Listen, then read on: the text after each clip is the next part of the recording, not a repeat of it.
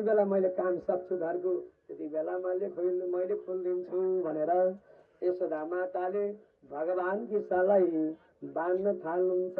गाईको दाम्लोले बाँध्दै जानुभयो, एउटा दाम्लोले पुगेन, फेरि अर्को दाम्लो ल्याउनुहुन्छ।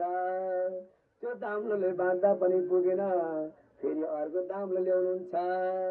हजारवटा दाम्लो सकिसक्यो, भगवान बाँधिनुहुन्न। भगवानले विचार गर्नुभयो, मेरो मातालाई कति दुःख दिने हो र भनेर अब भगवान आफै बाँधिनुहुन्छ। एउटै दाम्लोले बाँधिनुहुन्छ।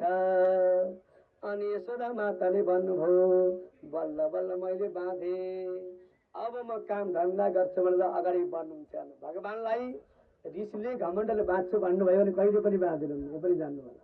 बाँध्ने भने त्यो ऋषिले बाँधेकी थिइन्, यशोदाले घमण्डले बाँधेकी थिइन्। जबसम्म घमण्ड र ऋषिले बाँध्न खोजिन्छ भगवानलाई, भगवान बाँधिनुहुन्न। दुर्योधनले घमण्ड गरेको थियो त्यो भोजन नगरिकन जानुभयो नि हो। जहाँ घमण्ड छ, जहाँ रिस छ, जहाँ अहंकार छ भने भगवानले कहिले पनि ती कुरालाई मन पराउनुहुन्न। भक्ति रूपी डोरीबाट बल्ल भगवान बाँधिनुहुन्छ।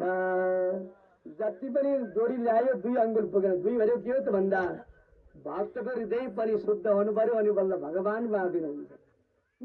नत्र भने घमण्डले, सम्पत्तिको घमण्डले, अहंकारले बाँध्न खोज्यौ भने भगवान कहिले पनि बाँधिनुहुन्न। सज्जन, यो सन्देश यहाँबाट बुझिन्छ। जब बाँधिदिनु भयो, बाँधेको कारणले भगवानको नाम दामोदर रहन गयो। दाम भनेको दाम्लोले, उदर भनेको पेटमा बाँधेको हुनाले जसको नाम दामोदर रहन गयो।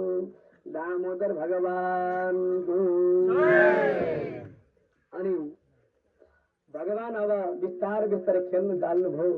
के गर्नुहुन्छ अरे भगवानले भन्दा, जब गाई दिने बेला हुन्छ त्यति बेला गएर सारा गोपीहरूका गाईहरू फुकाइदिनुहुन्थ्यो भगवान बिस्तारै।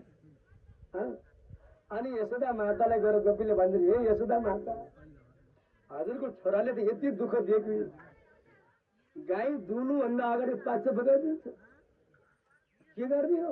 एक दिन हो र सधैँ त्यस्तै गति गर्छ।